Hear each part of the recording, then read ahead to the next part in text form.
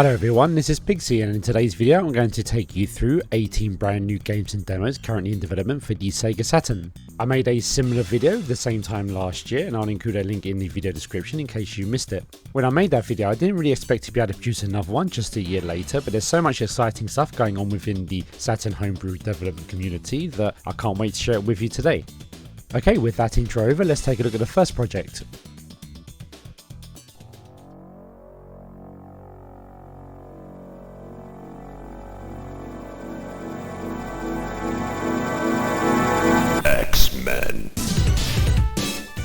Side-scrolling beat-em-ups were one of the most popular genres from the late 80s to the mid-90s. While we did get plenty of very nice ports from the arcade to the 16-bit consoles, unfortunately due to the limitations of the time, those consoles could never produce an arcade-perfect representation of the games. By the time we did get home systems capable of doing arcade-perfect ports such as the Sega Saturn, unfortunately that genre had already fallen out of favour, and one-on-one 3D fighting games were the big thing. Because of that, unfortunately we didn't really get too many of these type of games on the 32-bit console, so I was really happy to see this port of X-Men. This version already has 3 full levels to play through, as well as plenty of playable characters and enemies as well. Although I've never personally played the arcade version of the game, so I can't compare the two, it feels really fun to play already, and I can't really notice any major bugs either.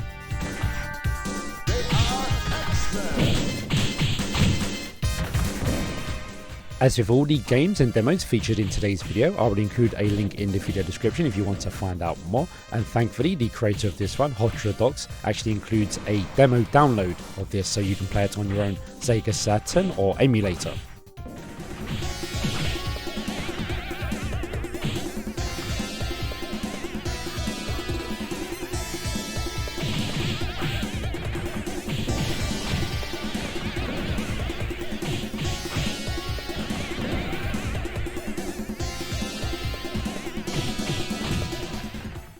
Those of you who watched last year's video may recall the Saturn developer by the name of J Beretta. They had 2 demos in that video, one was Zygo and the other was Zygo 3D. Just as I was putting this video together, they just released an update to the latter game, Zygo 3D, adding more abilities and levels and so on, and it's looking really great.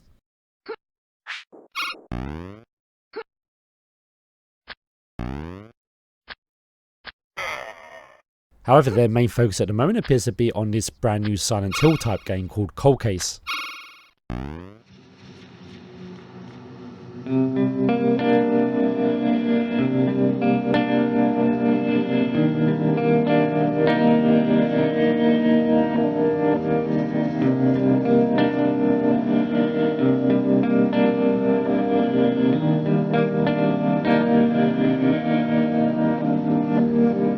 Just from the intro graphics and music alone, I think you can tell that they've really nailed that 32-bit kind of survival horror, Silent Hill stroke, Resident Evil aesthetic.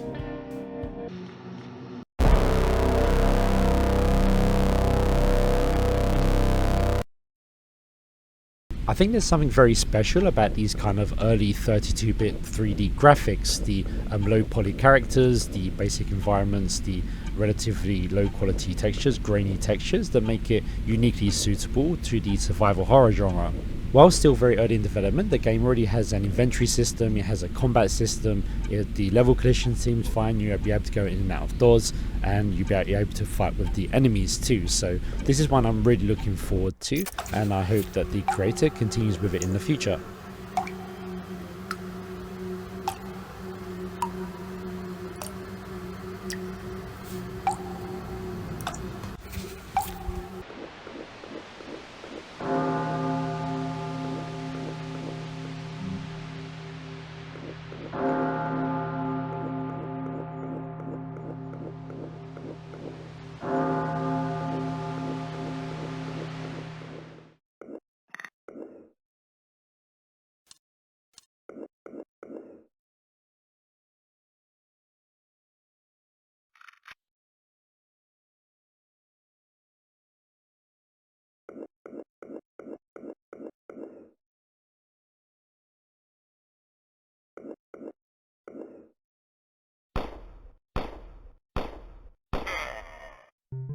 Whereas Jay Barretto is already something of a veteran in the Saturn scene by now, the next person I'm going to introduce you to, Frogbull, is a newcomer. Although he's only entered the Saturn scene over the past 12 months, he's already produced some really fantastic and impressive demos. And I definitely want to emphasize the word demo for the next 3 projects I'm going to cover here from Frogbull, because whereas with the previous 3 projects we've already covered in this video so far, I think any one of them has a good chance of maybe becoming a full game one day. These 3 demos from Frogbull are definitely more tech demos to see how the Saturn would handle 3 classic PlayStation exclusives. Back then, of course, the Saturn, the PlayStation and the N64 all had very unique architectures, so it's really interesting to see how the Saturn with its VDP-1 and 2 and its 2 processors can handle these really super classic made for PlayStation games. As well as doing Saturn projects, Frogbull's also been working on some Dreamcast stuff too, so as with all the creators today, I will include a link to their channel in the video description, so be sure to check it out. For now though, please enjoy taking a quick look at Final Fantasy VII, Crash Bandicoot and Metal Gear Solid, all running on the Sega Saturn.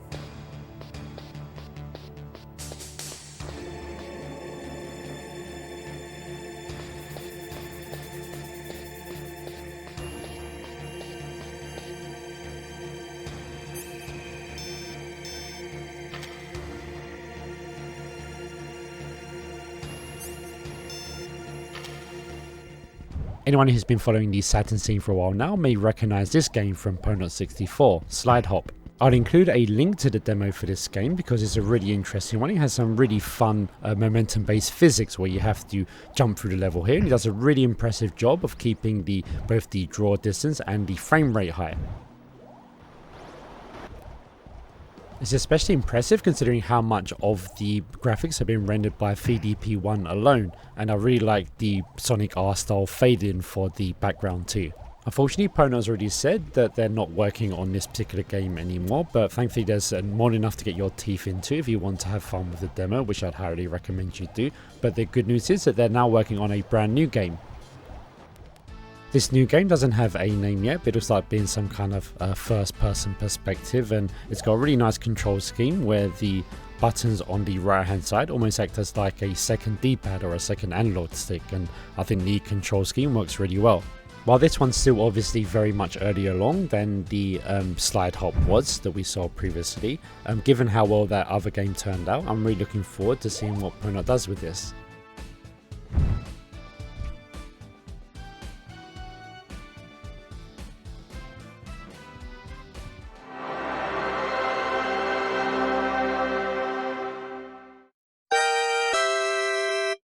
At the end of last year's video, I recommended a channel by the name of Tales of Saturn because they have a really nice setup there where they can record footage of homebrew Saturn games from real hardware. They still do those kind of videos and they're well worth subscribing to just to see that, but in the past few months they've also dipped their toe into Saturn development too. You can see videos logging their progress as they slowly learn how to use the hardware on their channel, and I think it's looking very impressive so far, and I'm looking forward to seeing what they produce in the future. Let's take a look at a couple of 2D games now, the first of which will be a Saturn port of Flashback by VBT. At this stage, porting any kind of game to the Saturn isn't particularly easy, but what makes this one very impressive is the fact that it uses one of the Saturn's high-res modes, and that higher resolution gives it a much more crisper look compared to the Mega Drive version, for example. Progress on this seems to be going very smoothly, and VBT already has quite a few areas in the game already, so I'm really looking forward to seeing how this one progresses.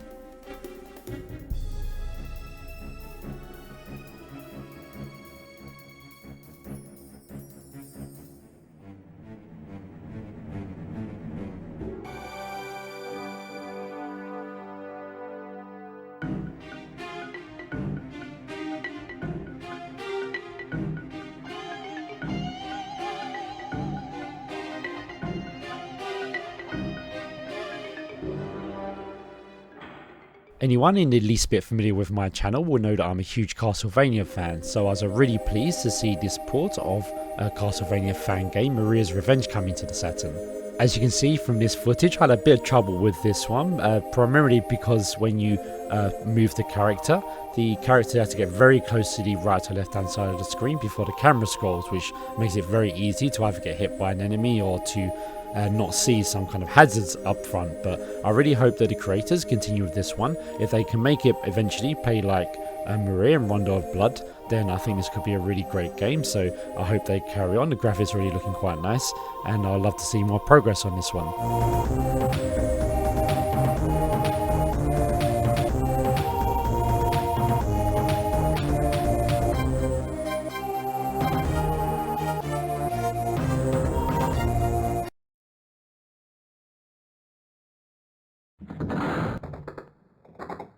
In last year's video, I featured a port of Tomb Raider 2 to the Saturn by JR Tomb Raider.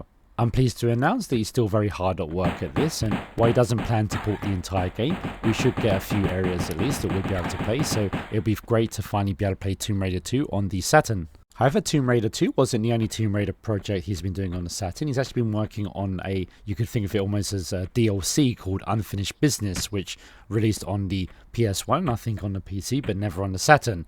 But that actually did get finished, so Unfinished Business, the Tomb Raider Extra Expansion Pack, was finished on the Saturn, and I will link to that in the video description so you can download it and you can play it on your Saturn or an emulator.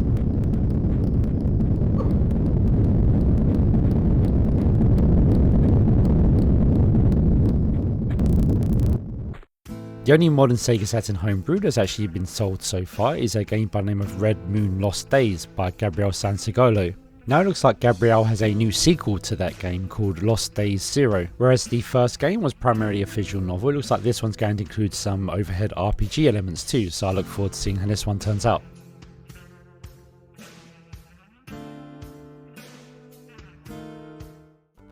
Next up we have what you could call a remake of a shoot 'em up game called Suguri.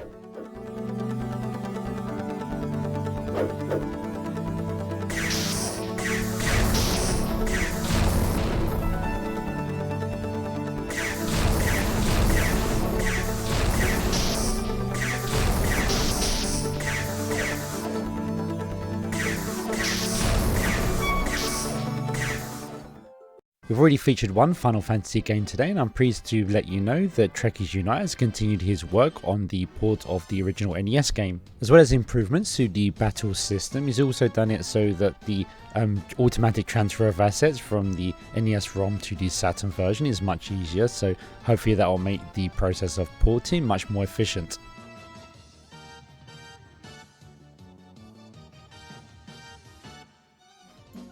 Long-term fan favourite Cube Cat is also being worked on currently, so hopefully we'll get a big update on this one at some point in the next few months.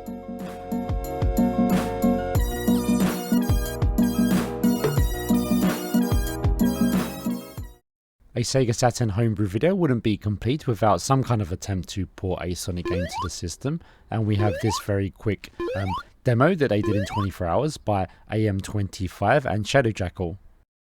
Get a load of this!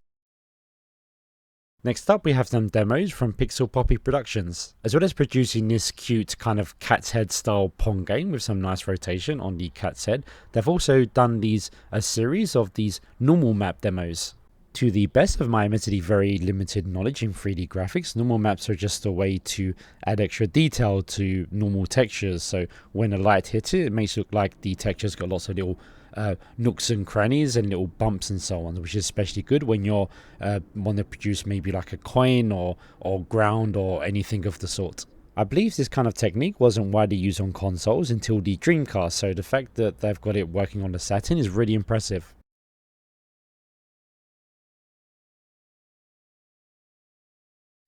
The very final demo I'm going to cover today is actually one of my own, a Saturn remake of Revenge of Shinobi. As you can see from the footage here, it's very early at the moment and I haven't really got much Saturn programming experience. For those who followed my channel know that I'm currently making 2 games for the Sega Mega Drive, a remake of Castlevania Symphony of the Night, as well as a remake of the the Game Gear Shinobi game, the GG Shinobi for the Mega Drive. Now, anyone who's played the latter game knows that it plays very much like Revenge of Shinobi on the Mega Drive, so once I have the code in place for that game, I think it'll be very easy to copy and paste it over to the Saturn, because after all, a lot of the game logic and enemy AI and so on will be in C on the Mega Drive, so I can use that C program language on the Saturn too.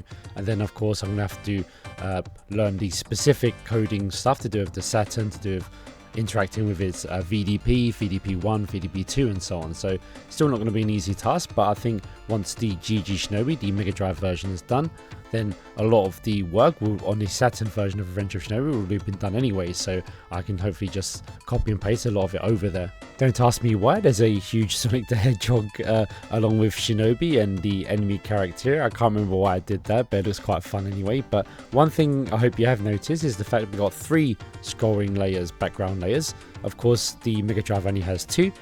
The Saturn, I think for a 2D game, it can have at least 5, maybe even 6, so we have lots of potential here to add the bamboo trees and other things too. So I think and you might not notice here, is quite a subtle difference, but I've actually added a lot of color to the graphics too, to the original Mega Drive Shinobi graphics, and I think it'll be easy to see if I compare them in A-Sprite here. Although I haven't really done much in terms of coding on the Saturn for this project, I have put a bit of effort into changing the graphics and adding colors and so on. So you can see here for this stage, this background, we have the Mega Drive version with very few colors, and then for the Saturn I've been able to add a nice gradient to the sky, add more lights to the runway and so on. And this is all still very experimental. I want to keep the differences quite subtle, because I think the original had great graphics too in the first place, but obviously the Saturn has many more colors, many more background layers, so I want to add that not only to the backgrounds but to the enemies too. So you can see Rambo here, the top one is my Saturn version when compared to the bottom original Mega Drive version, which had to share its palette with other enemies on the screen at the same time. My main priority at the moment are my 2 Mega Drive projects, so don't expect too much progress on this until those 2 are done, but once they are complete, I think I'd really like to take on this project and do more on it, because Revenge of Shinobi is one of my favourite games ever, the Saturn is one of my favourite consoles ever, and I think it'd be really great and hopefully not too much work to have a Revenge of Shinobi remake for the Saturn one day. Before I leave you all today, I just want to give you a quick overview of how these games are made, what kind of development kits they're using, and how that's progressed over the last 12 months. Most of the demos you've seen today are using some form of SGL, the Sega graphics library. Now this development kit was created, I believe, when Sega were creating the Virtua Fighter 2 game for the Saturn. Once that was complete, it formed the basis of development kit for producing all kind of other games too. Joe Engine by Johannes Vetz is essentially built on top of SGL, adding some extra functionality and making it easier to use for more casual users. He actually got his first update in a few years with this added voxel engine as well as other improvements. There's also a new development kit based on SGL by Raimi and his team called Rings of Saturn.